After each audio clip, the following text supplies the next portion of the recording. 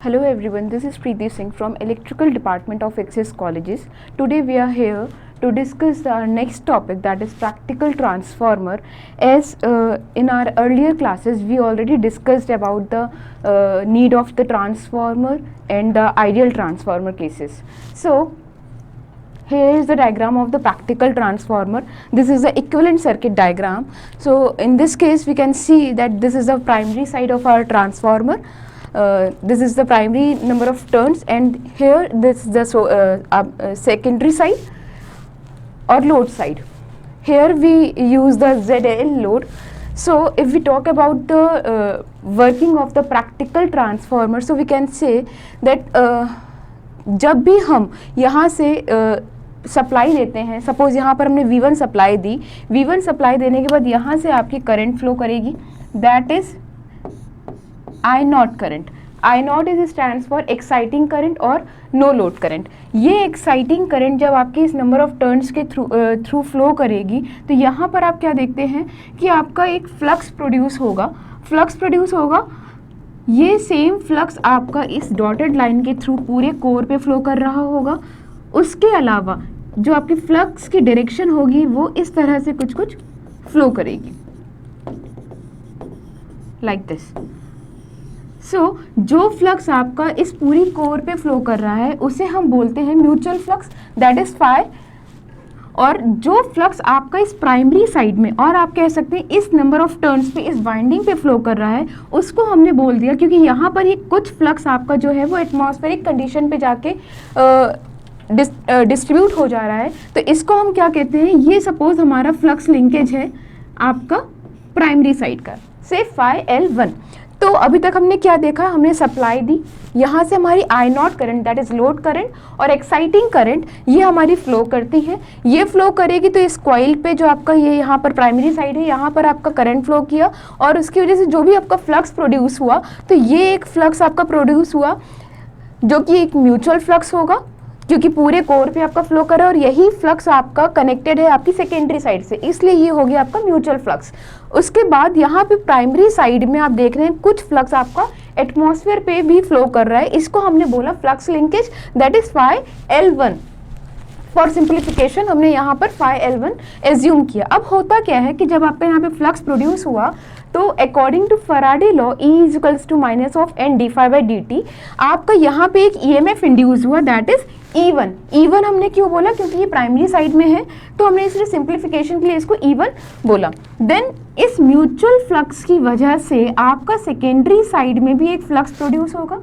उस फ्लक्स की वजह से आपका यहाँ पे भी एक EMF इंड्यूस होगा, दैट इज E2 यानी कि आपका सेकेंडरी साइड में जो EMF प्रोड्यूस हुआ due to this mutual flux, उससे हमने बोला E2.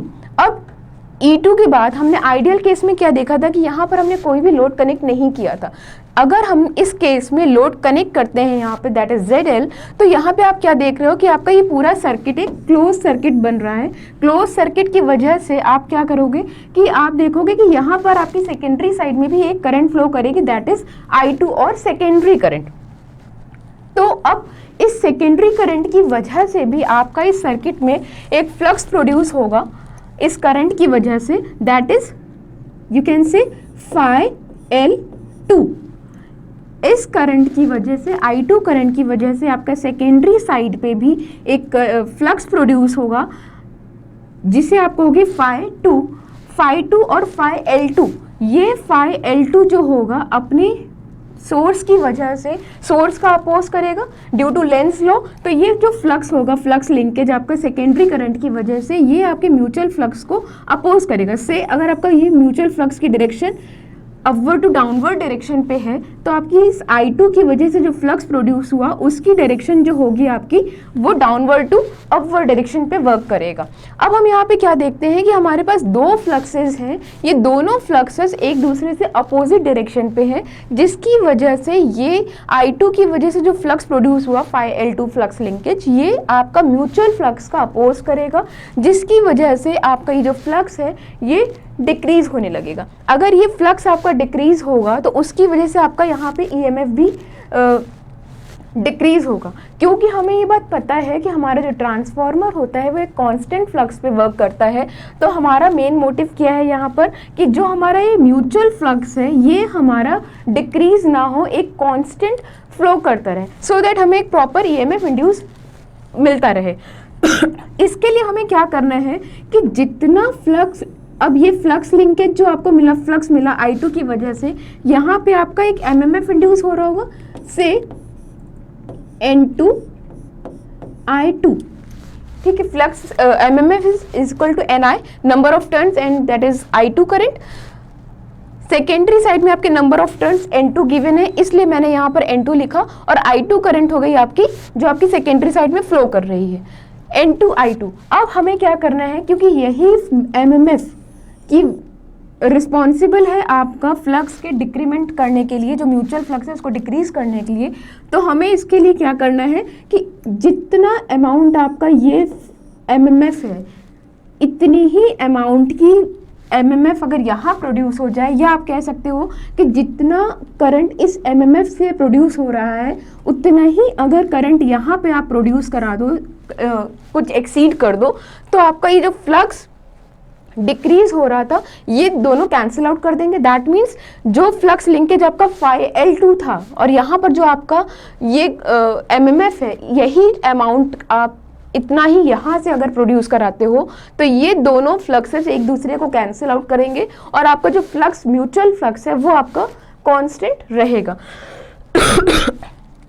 इसीलिए मैंने जब यहाँ पर स्टार्ट किया था तो मैंने ये चीज़ नहीं बोली कि हमारी प्राइमरी करंट I1 फ्लो कर रही, मैंने बोला कि हमारी करंट I0 फ्लो कर रही थी। अब I0 के बाद यहाँ पे हम N2 I2 तो नहीं लिख सकते, यहाँ पे मैंने क्या लिखा है, I1 is equals to I0 plus के I2, I0 is equals to I0 plus के I2, ये हमारी हो गई प्राइमरी करंट, ठीक।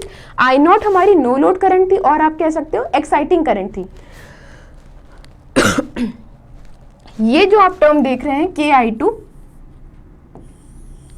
के आपका टर्न्स रेशियो है, या आप इसे ट्रांसफॉर्मेशन रेशियो कह सकते हैं, और I2 आपकी करंट है जो कि आपकी सेकेंडरी साइड में करंट फ्लो कर रही है, उसको हमने यहाँ पर रिफर किया है। अब ये के I2 टर्म कैसे आया, तो देखिए यहाँ पर हमारा ये N2 I2 है,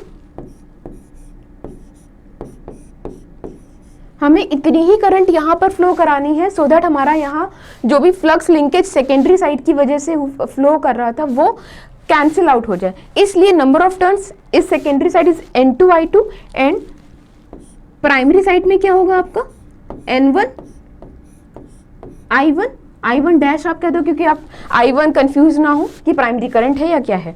तो ये I1 डैश करंट होगी जो आपकी यहाँ पर इक्वल एंड अपोजिट वर्क कर रही होगी। तो यहाँ से हम क्या देखते हैं, हमें I1 डैश की करंट मेजर करनी है, तो I1 dash equal to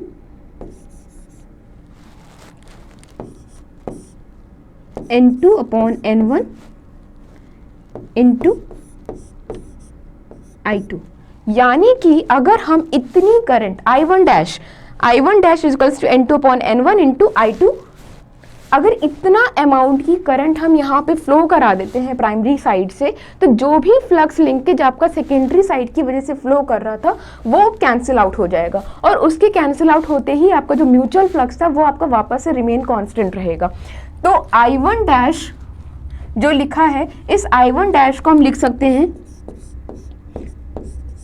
that is transformation ratio, तो इसको हमने लिखा K एंड I2। ओके, तो I1 dash is equals to K into I2, यानी कि इतनी करंट ही हमने यहाँ पर एक्स्ट्रा प्राइमरी साइड से फ्लो कराई, जिसकी वजह से ये करंट आपकी क्या करेगी, यहाँ सेकेंडरी साइड में जो भी फ्लक्स लिंकेज था उसको कैंसिल आउट करेगी। तो यहाँ पर हमने क्या देखा, टोटल वर्किंग प्रिंसिपल पे कि हमने एक सप्लाई दी V1 सप्लाई, देन हमारी एक्साइटिंग करंट फ्लो करी, एक्साइटिंग करंट प्राइमरी साइड में फ्लो करेगी तो आपका एक फ्लक्स प्रोड्यूस होगा, फ्लक्स क्या होगा आपका, एक तो ये कोर पे फ्लो करेगा जिसे हम म्यूचुअल फ्लक्स कहेंगे, और प्राइमरी साइड में फ्लक्स जो आपका इस तरह से एटमॉस्फेरिक कंडीशन पे आएगा कांटेक्ट में, तो वो आपका कहलाएगा फ्लक्स लिंकेज। अब इस फ्लक्स की वजह से आपका एक ईएमएफ इंड्यूस हुआ प्राइमरी साइड में, दैट इज E1, और सेम म्यूचुअल फ्लक्स की वजह से आपका सेकेंडरी साइड में एक ईएमएफ इंड्यूस हुआ, दैट इज E2। क्योंकि सेकेंडरी सर्किट हमारा क्लोज सर्किट है, इस वजह से यहाँ पर एक I2 करंट फ्लो करी। इस I2 करंट की वजह से हमारा एक फ्लक्स प्रोड्यूस होगा, दैट जो कि सेकेंडरी साइड में प्रोड्यूस हो रहा होगा, इसको हमने बोला phi2। अब phi2 के बाद सेकेंडरी सर्किट में भी आपका कुछ फ्लक्स लिंकेज होगा जिसे हमने बोल दिया phi-L2। ये phi-L2 क्या करेगा, आपका म्यूचुअल फ्लक्स को डिक्रीज करेगा क्योंकि उसके ऑपोजिट वर्क करता है ड्यू टू लेंज लॉ। तो उस म्यूचुअल फ्लक्स लिंकेज को कैंसिल आउट करने के लिए हम इक्वल अमाउंट पे करंट फ्लो कराते हैं प्राइमरी साइड से, एक्सेस करंट, जो कि क्या करेगी, आपको इस फ्लक्स लिंकेज को कैंसिल आउट करेगी, सो दैट आपका ये फ्लक्स जो है म्यूचुअल फ्लक्स वो कांस्टेंट रहेगा और आपका ईएमएफ जो भी इंड्यूस हो रहा है प्राइमरी साइड और सेकेंडरी साइड में वो कंटिन्यू होता रहेगा। तो ये था हमारा वर्किंग प्रिंसिपल प्रैक्टिकल ट्रांसफार्मर के केस में। यहाँ पर हमने सारे आइडियल केसेस में जो भी एजम्पशंस लिए थे उन सबको हमने यहाँ पर इग्नोर किया है। लाइक हम यहाँ पे core losses, copper losses, windage losses, सब चीज़ों को कंसिडर कर रहे हैं। अब हम बात करते हैं ईएमएफ इक्वेशन की। ईएमएफ इक्वेशन क्यों ज़रूरी है, क्योंकि इससे पहले वाले स्लाइड में हमने यहाँ पर ईएमएफ तो देखा कि ईएमएफ इंड्यूस हो रहा है, बट एग्जैक्टली कितना ईएमएफ इंड्यूस हो रहा है, तो हम ये देखने के लिए हमें पढ़नी पड़ेगी ईएमएफ इक्वेशन। तो ईएमएफ इक्वेशन क्या है, ये हम इसको पढ़ने का क्या तरीका है कि हम एज्यूम करें कि जब हमारा वर्किंग पढ़ते हैं प्रैक्टिकल ट्रांसफार्मर की, तो उस केस में सपोज हमारा जो भी फ्लक्स प्रोड्यूस हुआ फाई, एक इंस्टेंटेनियस वैल्यू लेते हैं फ्लक्स की, that is phi M sine omega T. ये एक हमारी फ्लक्स है, मैक्सिमम फ्लक्स की value that is phi M sine omega T. तो ईएमएफ इंड्यूस्ड अगर हम करते हैं, सपोज प्राइमरी साइड का केस को कंसिडर करते हैं, तो यहाँ पर देख रहे हैं कि due to Faraday law E1 is equals to minus D psi by D T, Faraday law की वजह से। यहाँ पर हमने क्या किया, simple flux psi is equals to N phi, psi is equals to N phi, psi की value put कराई, एन फाई करी, फाई की वैल्यू एक इंस्टेंटेनियस वैल्यू हमने एज्यूम करी, phi is equals to phi M sine omega T, यहाँ पर value put कराई, डिफ्रेंशिएट किया। डिफ्रेंशिएट के बाद हमारी जो इक्वेशन आई है प्राइमरी साइड में ईएमएफ इंड्यूस की, वो है E1 is equals to N1 omega phi M sine omega T minus pi by 2। ये जो टर्म है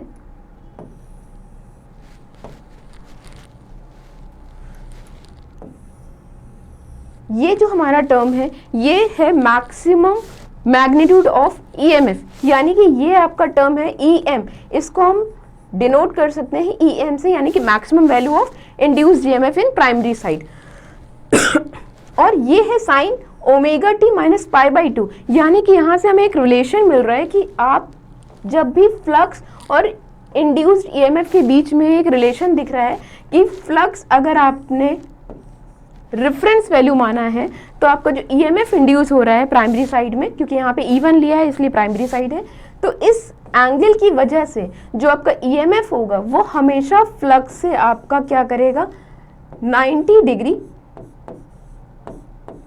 लैग कर रहा होगा। करेक्ट। इस इक्वेशन से हम ये देख रहे हैं कि जो हमारा फ्लक्स के साथ अगर ईएमएफ की इंड्यूस कराते हैं ग्राफिकल रिप्रेजेंटेशन के अकॉर्डिंग, तो आपका जो ईएमएफ होगा वो हमेशा फ्लक्स से 90 डिग्री लैग करेगा। तो इस तरह से हमारे पास प्राइमरी साइड का ईएमएफ इंड्यूस हुआ। सिमिलरली मैक्सिमम वैल्यू की बात बोली, E1 maximum is N1 omega phi M, जो चीज़ हम ऑलरेडी डिस्कस कर चुके थे।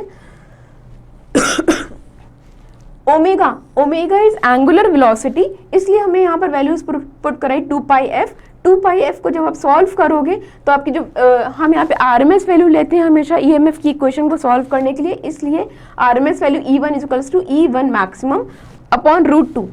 This is a formula of RMS value.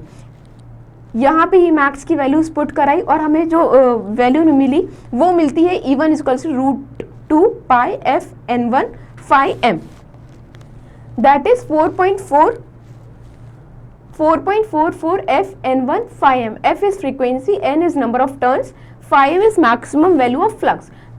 ये इक्वेशन आई आपकी इंड्यूस्ड ईएमएफ प्राइमरी साइड की. सिमिलरली आप बात करोगे सेकेंडरी साइड की ईएमएफ की, तो E2 is equals to root 2 4√2 pi f n2 number of turns in secondary side and phi m, that is maximum flux. अब इक्वेशन 8 और इक्वेशन 9 से हमें एक रिलेशन मिल रहा है दोनों ईएमएफ के बीच का, प्राइमरी साइड और सेकेंडरी साइड का. तो that is E2 upon E1. Values put कराएं तो हम देखते हैं E2 upon E1 is equals to N2 upon N1 is equals to K. इस K को हम बोलते हैं टर्न्स रेशियो या ट्रांसफॉर्मेशन रेशियो. जो चीज़ मैंने अभी इससे पहले आपकी स्लाइड में बात की थी, ये टर्न रेशियो था. तो ये डायरेक्टली यहाँ पर लिखा था. ये कैसे आया वो चीज़ हम यहाँ पर ईएमएफ इक्वेशन के थ्रू देख सकते हैं कि हमारा टर्न्स रेशियो किस तरह से आया था. देन फाई एम जो आपका फ्लक्स है, वो flux is equals to B M and into A I. B M है आपकी फ्लक्स डेंसिटी और ए है आपका कोर का एरिया.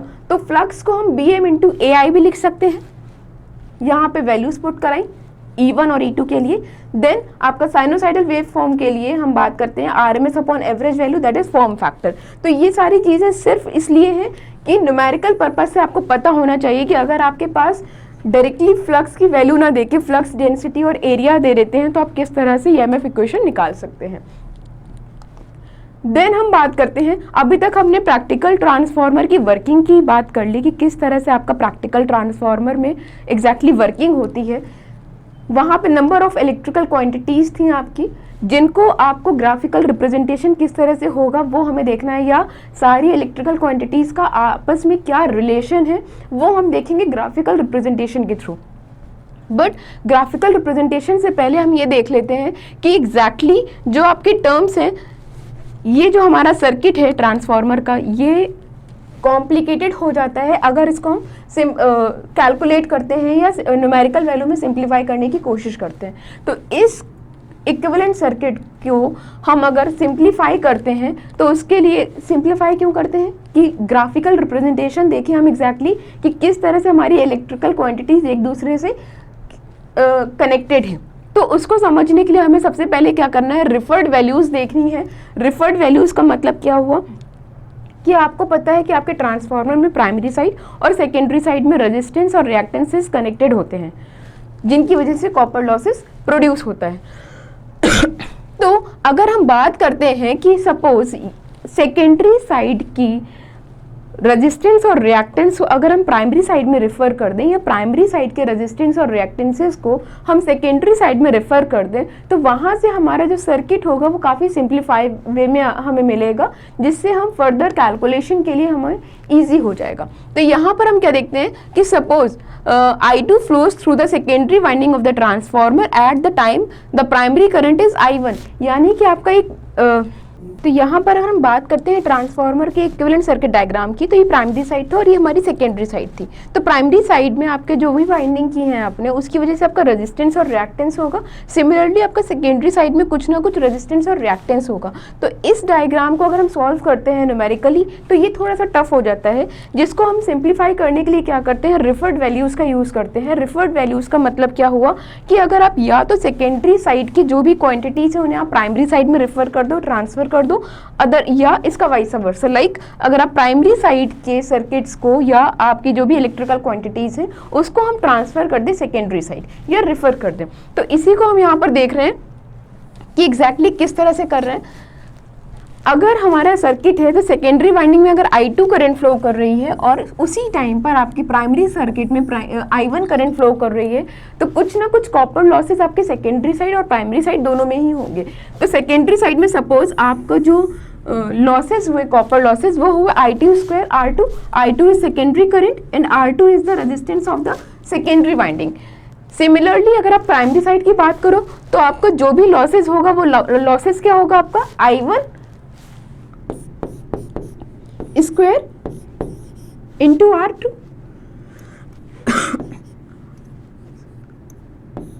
R1, correct. लेकिन हम क्या कर रहे हैं, जो सेकेंडरी साइड का आपका कॉपर लॉस है that is I2 square R2, अगर इस लॉसेस को हम शिफ्ट करते हैं, ट्रांसफर करते हैं प्राइमरी साइड में, तो प्राइमरी साइड में जो हमारी करंट फ्लो कर रही है वो तो I1 करंट फ्लो कर रही है टोटल। इसलिए हम क्या करते हैं, जब हम इसको रेफर करते हैं प्राइमरी साइड में, सेकेंडरी वाइंडिंग के कॉपर लॉसेस को अगर हम शिफ्ट करते हैं या रेफर करते हैं प्राइमरी साइड में, तो हमारी जो इक्वेशन आएगी वो क्या आएगी, I1 square that is primary current of primary side and R2 dash. R2 dash क्या है, ये R2 और ये R2 हमारा सेम है। सेकेंडरी साइड का रेजिस्टेंस जब आपका प्राइमरी साइड में ट्रांसफर होता है, इसलिए हमने इसे क्या बोला, R2 dash. I2 square that is secondary current of secondary side और load side and R2 is the secondary resistance और the resistance of the secondary side. इसे जब आप सिंप्लीफाई करोगे, R2 की वैल्यू निकालोगे कि जब आपने सेकेंडरी साइड के रेजिस्टेंस को ट्रांसफर किया प्राइमरी साइड में, तो आप ऐसे ही एज इट इज ट्रांसफर नहीं कर सकते, उसमें कुछ ना कुछ आपका ट्रांसफॉर्मेशन रेशियो या कुछ ना कुछ आपकी अमाउंट ऐड और मल्टीप्लाई और डिवाइड होगा। तो इसको जब आप सिंप्लीफाई करोगे तो आप क्या देखते हो कि जब आप सेकेंडरी रेजिस्टेंस को प्राइमरी साइड में ट्रांसफर करते हो, तो आपकी जो वैल्यू आएगी वो क्या आएगी, I2 अपॉन I1 का होल स्क्वायर इंटू R2। और ये हमें पता है कि ये जो अमाउंट है यही हमारा कहलाता है टर्न्स रेशियो और ट्रांसफॉर्मेशन रेशियो। इसलिए हम इसको क्या लिख सकते हैं,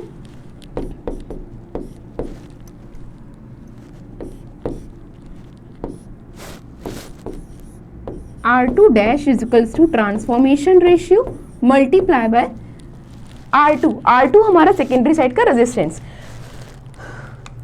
ये हो गया हमारा सेकेंडरी साइड का रेजिस्टेंस की बात। यहाँ पर हम देख सकते हैं कि वही डायग्राम है जिसको अभी तक हमने एक्सप्लेन किया कि ये हमारा ट्रांसफार्मर की कोर है, this is the primary side and this is our load side और सेकेंडरी साइड। तो जब लोड साइड का रेजिस्टेंस को हमने ट्रांसफर किया प्राइमरी साइड में, that is this one blue line, R1 primary side का resistance, R2 dash this is the resistance of the secondary side which we are using the transfer the in primary side. So R1 and R2 dash. R2 dash is equals to R2 upon K square.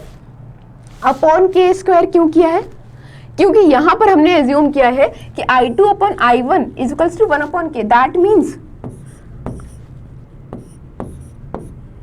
V2 upon V1 N2 upon N1 is equals to I1 upon I2 will be, ये हमारा transformation ratio होता है। तो यहाँ पर क्योंकि I2 upon I1 है, इसलिए ट्रांसफॉर्मेशन रेशियो आपका 1 अपॉन के टर्म्स में शो हो रहा है। अदरवाइज आप अगर आप यहाँ पे I1 upon I2 is equals to K भी ले सकते हैं, जो हमने पहले डिस्कस किया है इससे पहले। तो जब यहाँ पर आपने क्या देखा कि दो रेजिस्टेंस जो अभी तक एक कोर के दोनों साइड में थे वो ट्रांसफर हो जाते हैं आपके एक साइड में। तो अब इन रेजिस्टेंस को ऐड करना या सिंप्लीफाई करना हमारे लिए बहुत सिंपल हो जाता है इलेक्ट्रिकल टर्म पे। तो यहाँ पे R1 और R2 डैश, इनको सिंपल हमें सिंप्लीफाई कर ऐड करना है। ऐड कैसे करोगे, ये आपका इक्विवेलेंट रेजिस्टेंस हो गया R1 plus R2 dash. R2 dash आपका सेकेंडरी रेजिस्टेंस है जो कि प्राइमरी साइड में रिफर हुआ है, R1 plus R2 upon K square. ये हमारा बेनिफिट होता है किस लिए, फर्दर कैलकुलेशन के लिए या जो भी हम न्यूमेरिकल वैल्यूज या एनालिसिस करते हैं। यहाँ पर हमने क्या देखा कि सेकेंडरी रेजिस्टेंस प्राइमरी साइड में रेफर हुआ। सिमिलरली अगर हम बात करते हैं कि प्राइमरी साइड का रेजिस्टेंस हमारा सेकेंडरी साइड में रेफर होता है, तो उस केस में क्या होगा, प्राइमरी रेजिस्टेंस को हमने ट्रांसफर किया सेकेंडरी साइड में, तो R2 आपका सेकेंडरी साइड का रेजिस्टेंस हुआ और R1 डैश हुआ प्राइमरी साइड का रेजिस्टेंस।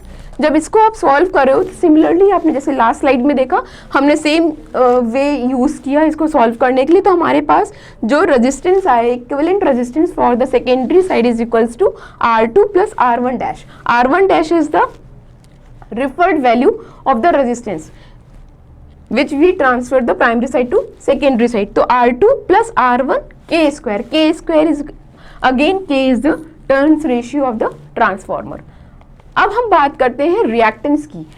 जैसे रेजिस्टेंस को हम एक साइड से दूसरी साइड में ट्रांसफर करते हैं या रिफर करते हैं, सिमिलरली हम रिएक्टेंस की बात करते हैं। यहाँ पे आपका ट्रांसफार्मर देख रहे हो आप, प्राइमरी साइड और सेकेंडरी साइड कनेक्टेड है। हमने रेजिस्टेंस को यहाँ पर शो नहीं किया है, उसे हम अगर इग्नोर करते हैं, यहाँ पे जो रिएक्टेंस की बात करी है x1 एंड x2। अब या तो हम x1 को ट्रांसफर करें x2 साइड में या x2 को ट्रांसफर कर दें x1 साइड में। तो जब हम ट्रांसफर करते हैं तो सेम कंडीशन फॉलो करते हैं कि x1 डैश, यानी कि जब आपने प्राइमरी रिएक्टेंस को सेकेंडरी साइड में रिफर किया, ट्रांसफर किया, तो जो आपकी x1 डैश की वैल्यू होगी वो क्या होगी, ट्रांसफॉर्मेशन रेशियो का स्क्वायर मल्टीप्लाई रिएक्टेंस जो कि आपकी प्राइमरी साइड का है। जब आप इसका इक्विवेलेंट निकालोगे तो x1 प्लस x2 डैश की वैल्यू पुट कराई x2 upon k square. Similarly जब आपने रिएक्टेंस की बात करी, इक्विवेलेंट रिएक्टेंस जब आपको सेकेंडरी साइड में आपने ट्रांसफर किया तो x2 plus x1 dash, x2 plus x1 k square. यहाँ पर हमने पूरे सर्किट को शो किया है। अभी तक हमने क्या किया कि जब रेजिस्टेंस को ट्रांसफर किया वो केस देखा, जब रिएक्टेंस को ट्रांसफर किया तो वो केस देखा। यहाँ पर हम बात करते हैं जब हमने रेजिस्टेंस और रिएक्टेंस दोनों की बात करी, तो यहाँ प्राइमरी साइड में हमारा रेजिस्टेंस है R1 X1 और सेकेंडरी साइड या लोड साइड में हमारा रेजिस्टेंस है R2 और X2। Impedance is equals to resistance plus reactance. तो यहाँ पे हमने सिंपल इम्पिडेंस दिखाया, या तो हम डायरेक्टली इम्पिडेंस शो कर दें या हम इम्पिडेंस को R1 X1 के फॉर्म पे शो कर दिया। प्राइमरी साइड का इम्पिडेंस Z1, सेकेंडरी साइड का इम्पिडेंस Z2। तो जब आप इसको सॉल्व करोगे तो ये चीज़ आपको बहुत पहले से पता है कि Z1 is equals to under root R1 square plus X1 square. Similarly secondary side का impedance Z2 is equals to under root R2 square plus X2 का होल स्क्वायर। ये हमारा इक्विवेलेंट सर्किट डायग्राम है ट्रांसफार्मर का, जहां पर आपके पास नंबर ऑफ इलेक्ट्रिकल क्वांटिटीज हैं लाइक V1, R1, X1, या इसको आप इम्पिडेंस कह सकते हो Z1। यहाँ पे no load current that is exciting current. Exciting current आपकी टू पार्ट्स में डिवाइडेड है, एक्टिव और reactive component of the no load current. IW जो है आपका active component of no load current है और IM मैग्नेटाइजिंग कंपोनेंट या reactive component of no load current. ये रिस्पॉन्सिबल होती है आपका जो भी फ्लक्स प्रोड्यूस होता है आपके कोर पे उसके लिए, और जो एक्टिव कंपोनेंट है ये जो भी आपके हिस्टेरिसिस और एडी करंट लॉसेस होते हैं आपके कोर पे उसके लिए रिस्पॉन्सिबल है। ये आपका प्राइमरी साइड का इम्पिडेंस, EMF, सेकेंडरी साइड का EMF, सेकेंडरी साइड या लोड साइड का इम्पिडेंस, और ये हो गया आपका लोड जो कि हमने कनेक्ट किया है ZL। तो यहाँ पर हमारे पास नंबर ऑफ इलेक्ट्रिकल क्वांटिटीज हैं। ये फ्लक्स है आपका V1 I1 flux, E1 E2 I2 phi dash flux secondary side का, और V2। तो हमें करना क्या है, इस कॉम्प्लिकेटेड सर्किट से हमें इलेक्ट्रिकल क्वांटिटीज को का ग्राफिकल रिप्रेजेंटेशन देखना है। तो इसको समझने के लिए या इसका ग्राफिकल रिप्रेजेंटेशन के लिए हमें क्या करना है, कुछ इक्वेशंस को देखना पड़ेगा। तो कौन कौन सी इक्वेशंस बन सकती हैं इसमें हमें करना क्या है, ये आपका जो नो लोड सर्किट है या एक्साइटिंग करंट है, इसको हम सिंप्लीफिकेशन के लिए इसको अगर हम इधर ट्रांसफर कर देते हैं इधर पर तो कोई इशू नहीं होगा, करेक्ट। तो यहाँ पर एक केवीएल लगाना है आपने, एक केवीएल लगेगा आपका इधर पर, और एक आपकी इक्वेशन बनेगी आई नॉट की। तो जब आप यहाँ से वैल्यूज निकालते हो तो क्या निकलेगी, जब केवीएल लगाओगे V1 plus voltage drop in resistance I1 X1 minus E1 equal to 0।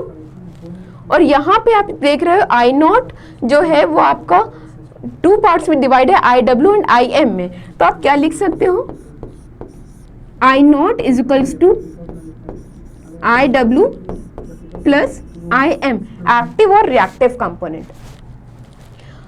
यहां पर I नॉट की वैल्यू क्यों लिखना इंपॉर्टेंट था, क्योंकि आपको प्राइमरी करंट चाहिए, और आपकी जो प्राइमरी करंट है वो आपकी क्या है, I1 is equals to I not plus KI2। यानी कि अगर आपको प्राइमरी करंट को रिप्रेजेंट करना है तो आपको नो लोड करंट पता होनी चाहिए और उसके अलावा आपको सेकेंडरी करंट का ट्रांसफॉर्मेशन रेशियो के साथ पता होना चाहिए।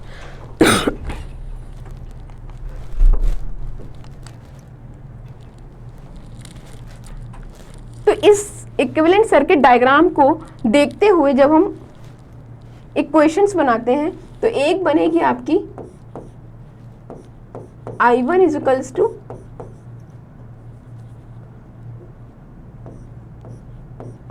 I0 plus KI2। एक इक्वेशन बनेगी आपकी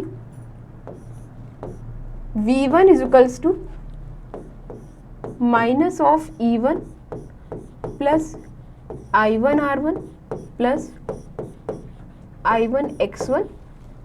एक इक्वेशन बनेगी आपकी जब सेकेंडरी साइड में KVL लगाओगे V2 इज इक्वल्स टू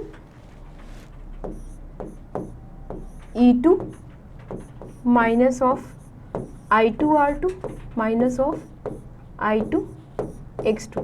ये मैंने सिंप्लीफाई वे में यहाँ पे लिख रखी हैं। तीन इक्वेशंस आपके लिए इंपॉर्टेंट है और एक फोर्थ इक्वेशन आपकी इंपॉर्टेंट होगी, that is I0 is equals to active component and reactive component of no load current.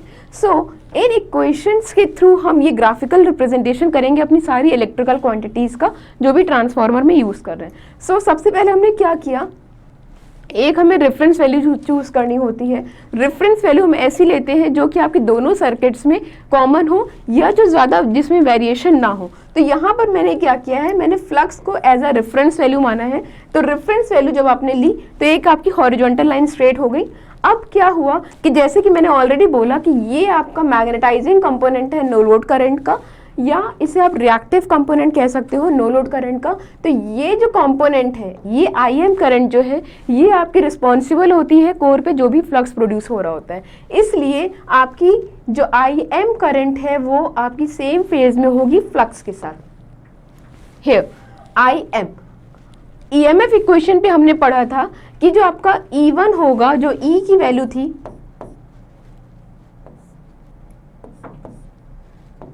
EM sign omega T minus pi by 2। तो इस इक्वेशन से हमने क्या देखा था कि जो आपका फ्लक्स के साथ जो EMF इक्वेशन होगी वो क्या करेगी, माइनस 90 डिग्री लैग करेगी। तो इस केस में हमने क्या किया, डायरेक्टली एक E1 हियर इज E1 को क्या किया, 90 डिग्री लैग कराया फ्लक्स के साथ।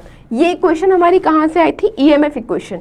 अब EMF इक्वेशन जब आपकी E1 आ गई, E1 के बाद क्योंकि E1 इक्वल टू E2 था according to our EMF equation, उस केस में हमने क्या देखा कि E1 और E2 आपका इक्वल थे और अपोजिट मैग्नीट्यूड पे वर्क करेगा, इक्वल एंड अपोजिट डायरेक्शन पे वर्क करेगा। तो अगर आपका E1 इधर पर है और E2 भी इक्वल है तो उस केस में क्योंकि E1 जो था वो अपोजिट डायरेक्शन पे वर्क कर रहा था, इसलिए हमने इसको क्या किया, रिफ्लेक्शन दिया, जो कि वैल्यू आ गई आपकी -E1। अब ये -E1 यहाँ पे क्यों शो किया है, ये चीज़ अभी हम डिस्कस करते हैं। तो यहाँ पे आ गया आपका E1 और E2, यहाँ पे आ गई आपकी वैल्यू IM। तो जब आपका यहाँ पे E2 दिख गया, ये E2, अब यहाँ पे E2 आपको मिल गया, E2 equals to V2 equal to E2 minus I2R2 minus I2X2। तो यहाँ पे हम डायरेक्टली V2 को नहीं काउंट कर सकते हैं। इसके लिए हमें क्या चाहिए, I2 करंट चाहिए, R2 और X2 तो आपको होगा आपके पास। सिमिलरली V1 आप डायरेक्टली नहीं कैलकुलेट कर सकते हो, क्यों, क्योंकि आपके पास I1 नहीं है।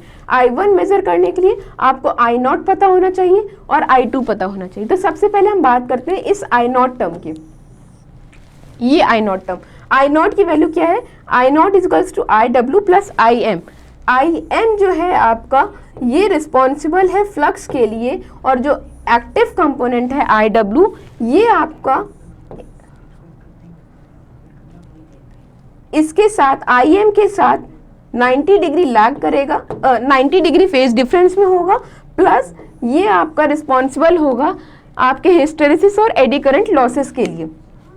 तो अगर आपका आई एम यहाँ पर आप देख रहे हो और E1 आपकी यहाँ पे फ्लो किया है, तो E1 क्या है आपका EMF इंड्यूस हो रहा है, और जो आपका एक्टिव कंपोनेंट है हिस्टेरेसिस और एडी करंट लॉसेस, तो वो तो आपको यहाँ पे E1 के साथ ही सेम फेज में होगा। इसलिए हमने क्या किया, इस IW को सेम फेज में किया E1 के, IW को सेम फेज में किया E1 का। तो जब IW और IM आपके पास है तो आप इसका रिजल्टेंट ले सकते हो I0, तो वही यहाँ पर आया आपका I0 करंट। अब आपके पास फ्लक्स है, IM है, I0 करंट है, माइनस ऑफ E1 और IW है, और यहाँ पे आपका E2 इक्वेशन है, E2 करेक्ट। अब क्योंकि हमने यहाँ पर लैगिंग कंडीशन को एज्यूम किया है, तो लैगिंग केस का मतलब क्या हुआ कि अगर आपका जो करंट है वो EMF से आपका कुछ फेज एंगल के साथ लैग करेगी, तो अगर आपकी E2 यहाँ पर है तो लैगिंग कंडीशन पे सपोज आपका यहाँ पे करंट फ्लो कर रही, दैट इज I2। ये हमने एज्यूम किया है क्योंकि हमने जो अपना सर्किट देखा है उसको हमने क्या एज्यूम करके लेके चल रहे हैं, लैगिंग कंडीशन पे। लैगिंग कंडीशन पे करंट आपकी लैग करेगी कुछ एंगल के साथ, तो ये आपकी I2 आ गई। अब I2 आने के बाद क्योंकि इस I2 को अगर हमें बैक साइड में रेफर कर दे, सपोज लाइक दैट, तो ये वैल्यू आपकी क्या हो जाएगी, माइनस ऑफ I2। सिंपल सी चीज है, अगर हम I2 को बैक साइड में रेफर करें तो माइनस ऑफ I2। अब ये माइनस ऑफ I2 मैंने क्यों किया है, इसका रीजन है कि जब आप I0 और I2 का रिजल्टेंट लोगे तो आपके पास क्या वैल्यू आएगी, I1 करंट। और I1 करंट आपको चाहिए थी, क्यों, क्योंकि वैल्यू आपकी जो प्राइमरी करंट है वो है I0 प्लस KI2, यानी कि यहाँ पे जब तक आपके पास I0 और KI2 नहीं होगा तब तक आप I1 नहीं निकाल सकते। तो इस I1 को मेजर करने के लिए हमने क्या किया, I2 को रेफर किया बैक साइड में। जब बैक साइड में रेफर करोगे तो यहाँ पर आपकी वैल्यू जो आएगी, ट्रांसफॉर्मेशन रेशियो I2 का। अब जब इनका रिजल्टेंट लिया हमने तो ये आपकी आ गई I1 करंट। अब हमारे पास I1 भी करंट है और E1 भी है। जब KVL लगाया था प्राइमरी साइड में तो यहाँ पे हमारे पास I2 करंट आ गई थी। I2 का हमने रेफरेंस लिया, शिफ्ट किया अपोजिट साइड, तो transformation ratio multiply bye I2 current, इनका रिजल्टेंट लिया I1 करंट आ गई। अब हम बात करते हैं, हमारे पास E1 और I1 है। इक्वेशन के अकॉर्डिंग जो आपकी वैल्यू आनी थी KVL के according, V1 is equals to minus of E1 I1 R1 I1 X1। इस इक्वेशन को हमें ग्राफिकल रिप्रेजेंटेशन करना है यहाँ पर। तो जब हम E1 हमारे पास है minus of E1 plus I1 R1, I1 है, यानी कि ये वोल्टेज ड्रॉप दिखाना है जो भी रेजिस्टेंस के अक्रॉस हो रहा था। तो इस I1 की वैल्यू को हम इस तरह से पैरेलली यहाँ पे E1 के साथ शो कर सकते हैं, क्योंकि हमें ये इक्वेशन जस्टिफाई करनी है। तो E1 के साथ जो भी हमारा वोल्टेज ड्रॉप हुआ वो हम इस तरह से शो करते हैं। क्यों इस तरह से शो किया, यहाँ पे आपकी करंट फ्लो कर रही, जो I1 करंट यहाँ पर है उसको ही पैरेलली अगर हम E1 के साथ ऐड करते हैं यहाँ पर, तो कोई भी न्यूमेरिकल वैल्यूज में चेंजेस नहीं आएगा। ये सिर्फ इस इक्वेशन को जस्टिफाई करने के लिए हमने क्या किया, E1 के साथ पैरेलल लाइन पे यहाँ पे I1 के पैरेलल एक लाइन ड्रॉ करी। ये आपकी I1 को रिप्रेजेंट कर रही है। रेजिस्टेंस जो होता है वो हमारा करंट के साथ सेम फेज में होगा, इसलिए यहाँ पर ये जो वोल्टेज ड्रॉप हम दिखा रहे हैं वो क्या दिखा रहे हैं, I1 R1। अब ट्राइंगल रूल के अकॉर्डिंग अगर ये आपका रेजिस्टेंस है, ये रिएक्टेंस है, तो ये आपका इम्पिडेंस होगा। रेजिस्टेंस अगर आपका इस तरह से है तो 90 डिग्री लीड करेगा आपका रिएक्टेंस के केस में। कॉइल है सिंपल, तो जब रेजिस्टेंस के साथ आप 90 डिग्री यहाँ से लीड कराओगे वो वैल्यू आपकी क्या आ जाएगी, I1 X1। अब I1 X1 आ गई, I1 R1 आ गई। ये डॉट लाइन जो आप देख रहे हो ये आपकी क्या हो जाएगी, impedance, that is I1 Z1। तो इस केस में आपके पास E1 plus I1 R1 plus I1 X1 मिल गया। ये टोटल वैल्यू कितनी हुई, V1 के सेम, V1 के इक्वल। इसलिए स्टार्टिंग पॉइंट से एक हमने कनेक्ट किया एंडिंग पॉइंट को, जो कि हमारा शो कर रहा है किसे, V1 को। तो इस तरह से फर्स्ट केवल इक्वेशन के थ्रू हमने यहाँ पर V1 किस तरह से निकाला वो देखा, और सारी इलेक्ट्रिकल क्वांटिटीज का एक दूसरे के साथ क्या रिलेशन है वो हमने यहाँ पर देखा। सिमिलरली अगर हम बात करते हैं सेकेंडरी साइड की, तो यहाँ पे आपका E2 गिवन है, I2 आपने एज्यूम किया है लैगिंग केस में। सेम केवल इक्वेशन लगा के यहाँ से जब हम देखेंगे तो हमारा जो स्टार्टिंग पॉइंट और एंडिंग पॉइंट कनेक्ट करेंगे तो हमारी वैल्यू आ जाएगी V2। तो इस तरह से ये हमारा एक ग्राफिकल रिप्रेजेंटेशन शो किया है जिसमें आपकी सारी इलेक्ट्रिकल क्वांटिटीज किस तरह से एक दूसरे के साथ रिलेशन में है वो हमने देखा। ये आपका इक्विवेलेंट सर्किट डायग्राम था। यहाँ पे नंबर ऑफ इलेक्ट्रिकल क्वांटिटीज थी। इन इलेक्ट्रिकल क्वांटिटीज को आपने रिप्रेजेंट किया ग्राफिकल फॉर्म पे, तो हमारा कुछ ग्राफिकल रिप्रेजेंटेशन के बाद इस तरह से एक फेजर डायग्राम शो होता है। Thank you.